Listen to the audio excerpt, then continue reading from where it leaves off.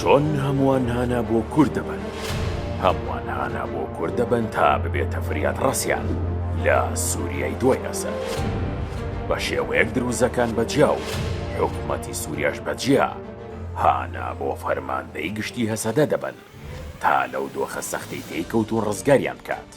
کوردیش مەرجی خۆی هەیە.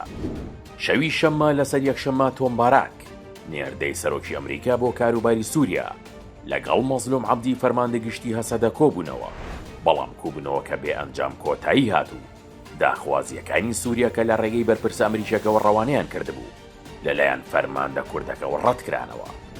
چەند ڕۆژێک پێش دەستپێکردنی شەڕی حکومەتی سووریا و دروزیەکان کۆبوونەوەیەک لە نێوان کورد و حکومەتی سووریا لە دیمەشق بەڕێوە چوو، بەڵام داخوازیەکانی حکومەتی سووریا بۆنی ڕادەستبوون و تەسلیمبوونی کوردیان لێدەهات، بۆیە شاندە کوردیەکە کە لە بەرزترین ئازدا بوو بە دڵشکاوی گەڕانەوە. کۆبوونەوەکەی نێوان کورد و حکومەتی سووریا لە سەرەتایە مانگە بوو کە هێشتا شەڕی نێوان دروزیەکان و حکومەتی سووری دەستی پێ نەکرد بوو، بەڵام دوایی کەمتر لە مانگێک سووریا لە ڕێگەی نوێنەرەکی ئەمریکاوە هانای بۆ کورد هێنایەوە. دروزیەکانیش چەندین جارداوای هاوکاریان لە کورد کردووە، بەڵام کورد تا ئێستا خۆی لەو ناکۆکیانە پاراستووە، نەبۆتە بەشێک لە شەڕەکە.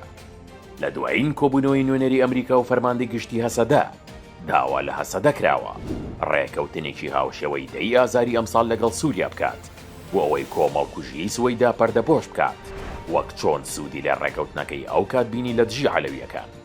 فەرماندەی گشتی هەسەدە سووربوونی خۆی دووپات کردوێتەوە لەسەرەوەی کە هێزەکانیان وەک پێکاتێکی سەربەخۆ بمێننەوە لە کاتێکدا ئەو داواکاری کورد لەلایەن سەرۆک کۆماری سووریا و لە سەرەتای ئەم مانگە بە توندی ڕەتکرایەوە و داوای تێکەڵاوبوونی هێزەکانیان کرد. بە گوێرەی زانیاریە بەدەساتوەکان هەسەدە داوای لە نوێنەرەکەی ئەمریکا کردووە تا ڕێڕەوێکی ئارام بۆ سوەیدا بکرێتەوە تا بە زووترین کات پێداویستی ئەمرۆیەکان بگەێنە خەڵکی ئەو پارێزگایە. مەزلوم عەبدی جارێکی دیکەش دووپاتی کردوتەوە کە دەبێت دەستوری سووریا گۆڕانکاری تێدا بکرێت، ناسنامەی کۆماری سووریاش کۆماری سووریای عەرەبی نەبێت. داخوازیەکانی کورد لە سووریادا بە شێوەیەکە کە داوای حکومڕانی لا مەرکەزی دەکات، ئەوەشی کە بەردەوام دووپاتی دەکاتەوە. ئەو خاڵەیەکە لە ڕێکەوتنی دەی ئازاردا هاتووە و چارەنووسی عەفرین و ناوچەکانی دیکەی ڕۆژ ئاوای کوردستانە، بەڵام ئەحمەد شەرع و حکومەتەکەی نایانەوێت بچنە ژێرباری داواکاریەکانی کورد.